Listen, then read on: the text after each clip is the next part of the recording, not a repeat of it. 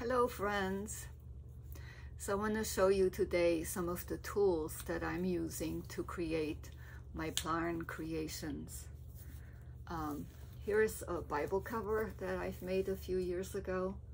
This is plarn, plastic bags, and yarn, a strand of yarn mixed together and crocheted. So, and I put pink in there because my Bible is pink. Or one of my Bibles. It's not my study Bible. But so this fits perfectly in here, and I put a clasp on there, a magnetic snap together clasp, and it's magnetic too, yeah, and a handle. So when I go somewhere, this is the one I can carry with me easily. I also made these organizer bags. I stick them in my purse, and you know, all this, my phone or all these other little things can go in here. There's some more different colors. Now these all have yarn in with the plastic bags, and that's one way of doing it. Yarn and plarn. So a strand of plastic bags and a strand of yarn, and for the yarn I used a lot of old sweaters that I unraveled. I would get these sweaters from the thrift shop for $3 or $4, you know, and get a lot of yarn. And I just had to unravel them, and had a great supply of yarn for all my projects and my rugs and, you know, all of these different things. But the main tools that I'm using, I'm going to show you today my crochet hooks. But before that, I also want to show you the other type of plarn that I make that is heat treated. And these are shower scrubbies, and they're really firm and hard, and they're hardened by heat treating them with a heat gun. And I'm gonna talk about that a little bit more later. So I have two different type of items. So the plastic bag and yarn that's not heat treated because it would melt the yarn or damage the yarn, and then the heat treated items that have no yarn with it, but it's just a plastic, but it hardens. The heat treating hardens and makes durable the plastic. Okay, I'm going to turn the camera down to my workspace here, my little makeshift desk. So these are crochet hooks.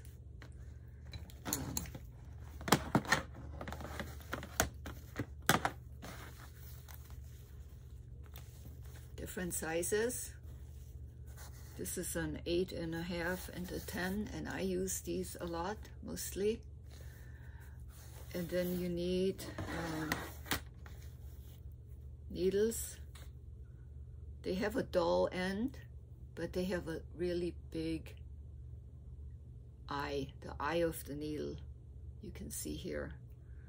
And this is for weaving in the ends when you're done with the project. And the ones that I'm personally using a lot, for these, I've made a ergonomic handle with a moldable plastic for myself that worked out really well. And so I use the 10 a lot, the size 10 or K, which is this one, for rugs or larger bags where I want a larger mesh. For the smaller ones, I use the H or 8.5, no, yeah, 8.5 millimeters. Or the N is even bigger, the N hook. I would use this if I want to make a really thick, sturdy rug, and I would use 2 strands of plarn to create a really thick fabric. So basically, those are all the tools you need to get started. And of course, plastic bags. Lots and lots of plastic bags.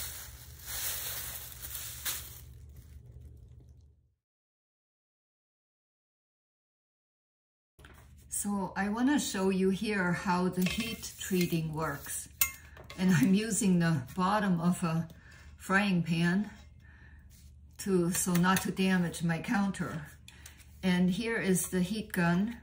It's a simple 2-speed or 2 heat settings heat gun. This one's really beat up. I've used this a lot.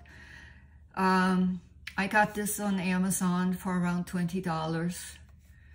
I use the higher setting usually.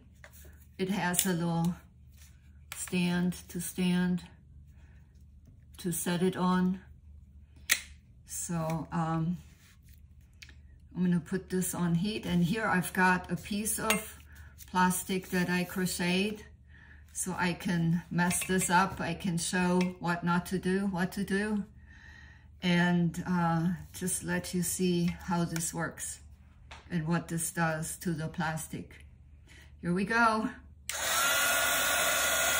So it's heating up, and look at what happens to the plastic as the heat starts affecting it.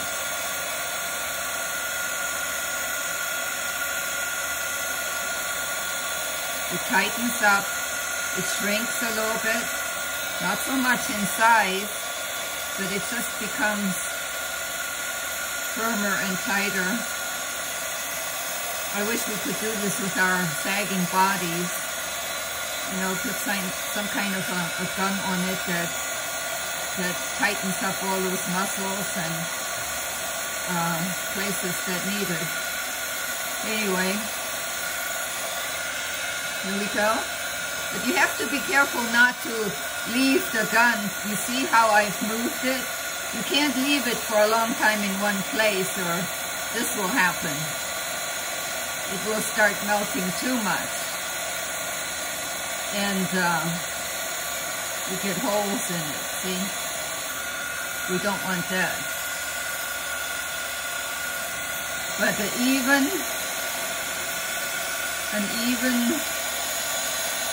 movement back and forth. And you learn through trial and error, you know? I mean, you make mistakes. That's part of learning. And when we learn something new, we always have to be willing to go through the awkward stage. Be willing to make some mistakes.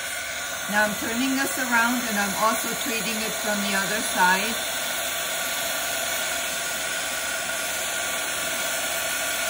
So I have a rug outside that has been in snow, in the hot heat, sunshine, gone through all of the seasons for several times, several years now, and it looks like I just made it.